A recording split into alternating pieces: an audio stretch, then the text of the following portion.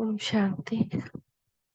सुनते हैं आज की अव्यक्त मुरली मीठे बाप दादा से। रिवाइज कोस्ट 19 जनवरी 1995। आज बेहद ब्रह्मा बाप के कदम पर कदम रख आज्ञाकारी और सर्वंश त्यागी बनो। आज बेहद का बाप दादा अपने बेहद के सेवा साथियों को देख रहा है। दो प्रकार के साथी, एक है स्नेह संबंध के साथ निभाने वाले और दूसरे हैं स्नेह संबंध सेवा का साथ निभाने वाले। एक है स्नेह संबंध का साथ निभाने वाले, दूसरे स्नेह संबंध और सेवा का साथ निभाने वाले। दोनों प्रकार के साथियों को देख रहे हैं, चाहे विश्व के लास्ट कोने में भी है, लेकिन बाप दादा के सामने है। बाप दादा और बच्चों का वायदा है कि कहाँ भी रहेंगे, जहाँ भी रहेंगे, लेकिन सदा साथ। ये ब्राह्मण जीवन आदि से अंत तक बाप और बच्चों का अविनाशी साथ है। चाहे बच्चे साकार में है और बाप दादा आकार निराकार है, लेकिन अलग है क्या? नहीं ना। तो दूर हो या समीप हो, ये दिल की समीपता साकार में भी समीपता अनुभव कराती है। चाहे किसी भी देश में है, लेकिन दिल की समीपता साथ का अनुभव कराती। अलग हो नहीं सकते।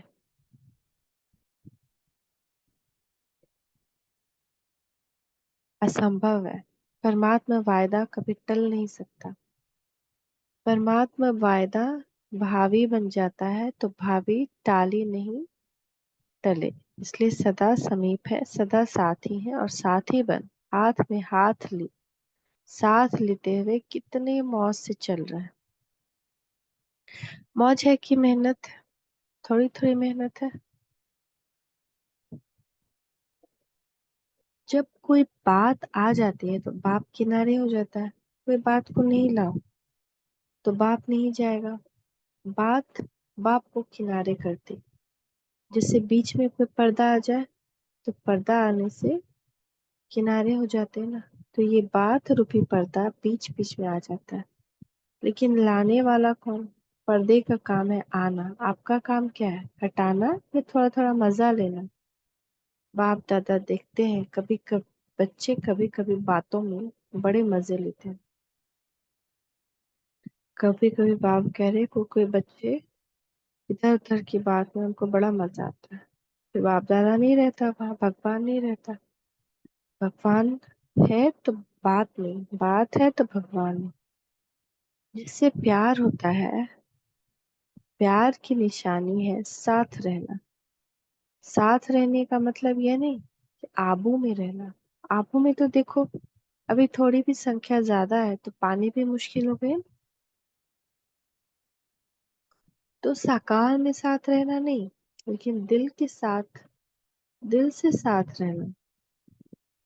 अगर दिल से साथ नहीं निभाते तो मधुबन में होते भी दूर हैं और लास्ट देश में रहते भी दिल के समीप है, तो वो साथ है। इसलिए बाप बाप दादा को कहते हैं दिलाराम, कहते हैं शरीर राम नहीं कहते हैं। बाबा दिलाराम है। दिल तो बाप में है ना। बाप के दिल में आपका दिल है और आपके दिल में बाप का दिल है। तो दिल जाने इस रूहानी साथ को। अनुभवी होना कि यहाँ से जाएंगे तो कहेंगे दूर हो गए, नहीं। साथ साथ निभाना यह कोई भी आत्मा आत्मा से नहीं निभा सकती। एक ही परम आत्मा आत्माओं के साथ निभा सकता है। आत्मा आत्मा से सदा का साथ कोई भी आत्मा नहीं निभा सकती, लेकिन एक परमात्मा है जो सबके सबसे अपना साथ निभा रहा है। और ये परमात्मा साथ निभाने का भाग्य आप सभी बच्चों का ही है ना। आज पूरा हॉल में सभी भाई बहन पट पर बैठे हैं बहुत अच्छे से। बाप दादा को आज की सभा का दृश्य देख करके यादगार आ रहा है, यादगार में रुद्रमाला दिखाते हैं, उसमें सिर्फ फेस दिखाई देता है, शरीर नहीं दिखाई देता। तो यहाँ भी सिर्फ फेस दिखाई दे रहा है, बाकी कुछ नहीं दिखाई देता। तो रुद्रमाला की यादगार दिखाई दे रही है, एक के पीछे एक बैठे हैं ना, तो शरीर छिप गए हैं, फेस दिखाई दे रहे हैं। ये है स्नेह का प्रत्यक्ष रूप। बाप से भी स्नेह है, ब्रह्मा बाप से भी स्नेह, तब तो आए हो ना। और कहलाते भी सभी हो ब्रह्मा कुमार कुमारी, शिव कुमार शिव कुमारी नहीं कहलाते। तो ब्रह्मा बाप से ज्यादा प्यार है ना। ब्रह्मा बाप का भी सदा बच्चों से प्यार है, तभी तो अव्यक्त होते भी अव्यक्त पालना कर रहे हैं। अव्यक्त पालना मिल रही है ना। या आप कहेंगे कि हमने ब्रह्मा बाबा को अनुभव नहीं किया। ब्रह्मा कुमारा कुमारी कहलाते हो तो क्या बिना बाप की पालना के पैदा हो गए? अगर ब्रह्मा बाप की पालना नहीं होती तो आज सिर्फ निराकार बाप की पालना से यज्ञ की रचना और यज्ञ की वृद्धि नहीं होती। डबल फॉरेनर्स को ब्रह्मा बाप की पालना मिलती है ना। आज देखो फॉरेन में बाप जाता है तो इंडिया में नहीं करता क्या? तो लहना तो नहीं देते कि हमने बाबा बाबा हमने देखा ही नहीं। सदा मिलते, सदा देखते, सदा साथ रहते, साकार शरीर में साकार रूप में तो सदा साथ नहीं दे सकते, लेकिन अव्यक्त रूप में तो सभी का साथ दे रहे हैं। जब चाहे मिलन के दरवाजे खुले हैं। अव्यक्त वतन में नहीं कहेंगे कि अभी जगह नहीं है, अभी टाइम नहीं है। देह के बंधन, देह में देह के बंधन है। अव्यक्त में न देह का बंधन है, न देह की दुनिया के कायदों का बंधन है। यहाँ तो कायदे रखने पड़ते हैं, आगे बैठो पीछे बैठो। अभी भी समय प्रमाण बहुत बहुत भाग्यवान हो, फिर भी बैठने की जगह तो मिली है ना। फिर तो खड़े रहने की भी जगह मुश्किल होगी, क्योंकि आप सभी को औरों को चांस देना पड़ेगा। अभी तो आप लोगों को चांस मिला है। जैसे अभी देखो, मधुबन वालों को चांस देना पड़ा ना। ये भी परिवार का प्यार है। सभी मधुबन निवासी, आबू निवासी पांडव भवन में मुरली सुन रहा है। ब्रह्मा बाप से प्यार अर्थात बाप समान बनना, निराकार से समान बनना, वो थोड़े समय का अनुभव करते हो, लेकिन ब्रह्मा बाप समान ब्रह्मचारी, जो ब्रह्मा बाप का आचरण, वो ही सर्व ब्राह्मण का आचरण अर्थात कर्म। उच्चारण भी ब्रह्मा बाप समान, आचरण भी ब्रह्मा बाप समान, जिसको कहते हो फॉलो फादर। ब्रह्मा बाप के हर कदम पर कदम रखना, इसको कहा जाता है फॉलो फादर। तो ब्रह्मा बाप ने श्रीमत पर पहला कदम क्या निभाया? पहला कदम आज्ञाकारी बने। ब्रह्मा बाप पहले पहले आज्ञाकारी बने, जो आज्ञा मिली उस आज्ञा को प्रत्यक्ष स्वरूप में लाया। तो चेक करो कि आज्ञाकारी के पहले कदम में फॉलो फादर है। अमृत वेले से लेकर रात तक मनसा वाचा कर्मणा संबंध संपर्क में जो आज्ञा मिली है उस आज्ञा प्रमाण चलते हैं। कोई आज्ञा पालन होती है, कोई नहीं। संकल्प भी आज्ञा प्रमाण है कि मिक्स है? अगर मिक्स है तो फुल आज्ञाकारी है या अधूरे आज्ञाकारी? हर समय के संकल्प की आज्ञा स्पष्ट मिलेगी। अमृत वेले क्या संकल्प करना है जब भी स्पष्ट है ना। तो फॉलो फादर करते हो कि कभी परम धाम में चले जाते हो, कभी निद्रा लोक में चले जाते हो। हर कर्म में हर समय कदम कदम बाप का कदम एक और बच्चे का कदम दूसरा हो तो आज्ञाकारी नहीं कहेंगे। चाहे परमार्थ में चाहे व्यवहार में, दोनों में जैसी आज्ञा वैसे आज्ञा का पालन करना। इसकी परसेंटेज को चेक करो। चेक करना आता है ना। तो पहला कदम आज्ञाकारी बने, इसलिए आज्ञाकारी को सदा बाप की दुआएं स्वतः मिलती, साथ साथ ब्राह्मण परिवार की भी दुआएं मिलती। तो चेक करो, जो संकल्प किया, चाहे स्व प्रति, चाहे सेवा प्रति, चाहे स्थूल कर्म कर्म प्रति, चाहे अन्य आत्मा प्रति, उसमें सबकी दुआएं मिली। अपना हर कर्म ऐसा हो कि हमको उससे भगवान से भी दुआ मिले और परिवार से भी दुआ मिले।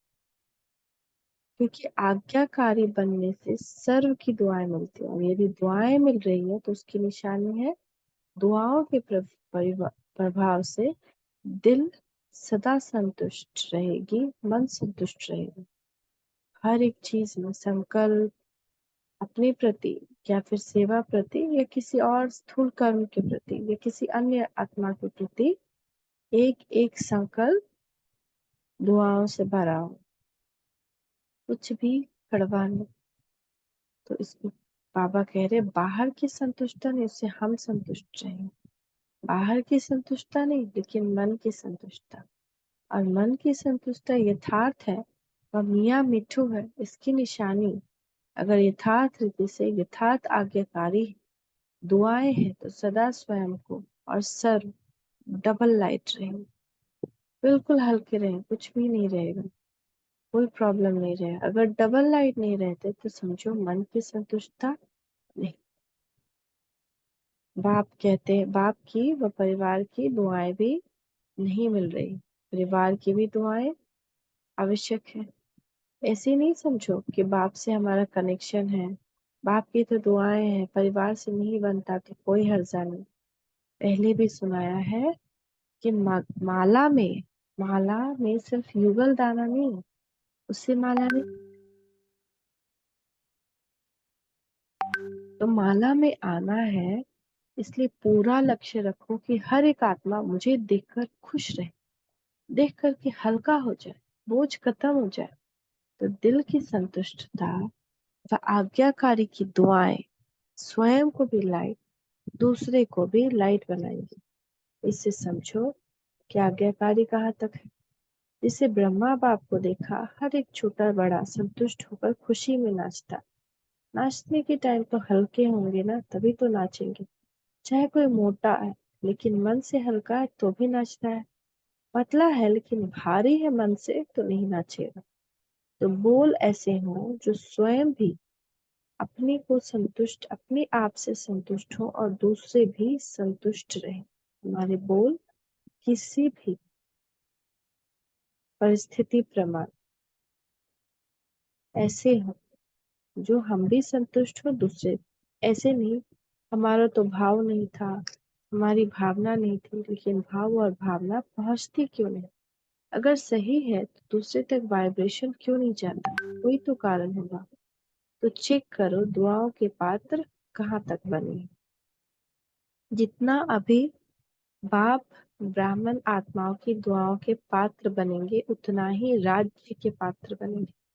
अगर अभी ब्राह्मण परिवार को संतुष्ट नहीं कर सकते तो राज्य क्या चलाएंगे, राज्य को क्या संतुष्ट करेंगे? क्योंकि ब्राह्मण आत्माएं आपकी रॉयल फैमिली बनेंगे, तो जो भी फैमिली को संतुष्ट नहीं कर सकते वो प्रजा को क्या करेंगे? संस्कार तो यहाँ भरना है ना, कि वहां योग करके भरेंगे, यहाँ ही भरना है। अगर वर्तमान ब्राह्मण परिवार में कारण का निवारण नहीं कर सकते, कारण कारण ही करते रहते हैं, तो जहाँ कारण है वहां निवारण शक्ति नहीं है। अगर परिवार में निवारण शक्ति नहीं तो विश्व के राज्य को क्या निवारण करें? क्योंकि आपके राज्य में हर आत्मा सदा निवारण स्वरूप। वहाँ कारण होंगे क्या? जैसे अभी राज्यसभा में कारण बताते हैं, ये कारण ये कारण ये कारण। वहाँ ऐसे राज्य दरबार होगी क्या? वहाँ तो सिर्फ खैराफत पूछेंगे, सिर्फ दरबार में। लेकिन बहुत अच्छा मिलन है, तो कारण कहकर अपने को दुआओं से वंचित नहीं करो। ब्रह्मा बाप ने कारण को निवारण किया, इसीलिए नंबर 1 हो। बाप दादा के पास सभी के कारणों की फाइल इकट्ठे होते थे, सभी की फाइल, किसका छोटा किसका बड़ा फाइल। तो अभी भी फाइलें रखनी है, फाइल बढ़ाते रहना है, ये रिफाइन होना है। हमारे पास भी ये कारण से ये नहीं किया, ये कारण से ये नहीं किया, ये कारण से वो जमा करते रहना है, कि उसका निवारण करके रिफाइन होना है, कि अच्छा ठीक है इस कारण से नहीं कर पा रहे हैं तो इसको हम कैसे इसका सोल्यूशन निकालें, सोल्यूशन निकाल देना, कुछ युक्ति निकालना। आज से फाइल सब खत्म कर दे, फिर दूसरा नया फाइल तो नहीं रखना पड़ेगा। अगर नया फाइल रखा तो फाइन पड़ेगा, सोच लो। बाबा कह रहे हैं इतना कारण निवारण और फाइल पे फाइल रखोगे तो फाइन देना पड़ेगा।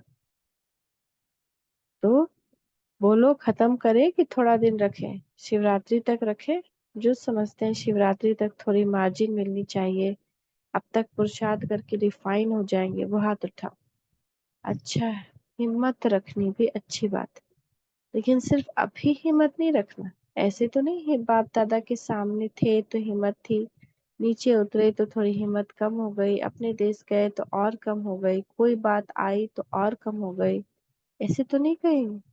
देखो, जब कोई भी कारण सामने आता है और कारण के कारण हिम्मत कम होती, कमजोरी आती है, और जब वो बात समाप्त हो जाती है तो अपने ऊपर शर्म आती है ना, अपने ऊपर ही संकोच होता है कि ये अच्छा नहीं किया, ये अच्छा नहीं हुआ करके, और फिर पश्चाताप करें, ये तो आपकी प्रजा का काम है या आपका? पश्चाताप करने वाले क्या राजा बनेंगे? तो सोचो, साक्षी स्थिति के सिंहासन पर बैठ जाओ। हर किसी से कुछ भी हो रहा है तो उसमें हमको अपना नाक नहीं डाल। साक्षी स्थिति होता है हम देख रहे हैं, ऑब्जर्व कर रहे हैं, हमको जिससे क्या काम है वो कर लेंगे। लेकिन अगर हर चीज में हम उलझ रहे हैं तो हमारा कितना उलझन, फिर उसमें मेरे मुंह से कुछ बोली निकल जाए, किसी से कुछ अनबन हो जाए, तो फिर बाद में पछतावा होगा कि मेरा तो विकर्म बन गया। तो बाबा कह रहे हैं सोचो, साक्षी स्थिति के सिंहासन पर बैठ जाओ और अपने आप को जज करो। अपना जज बनो, दूसरे का जज नहीं बनो। दूसरे का जज बनना सभी को आता है, दूसरे का जज बहुत जल्दी बन जाते हैं, अपना वकील बन जाते हैं।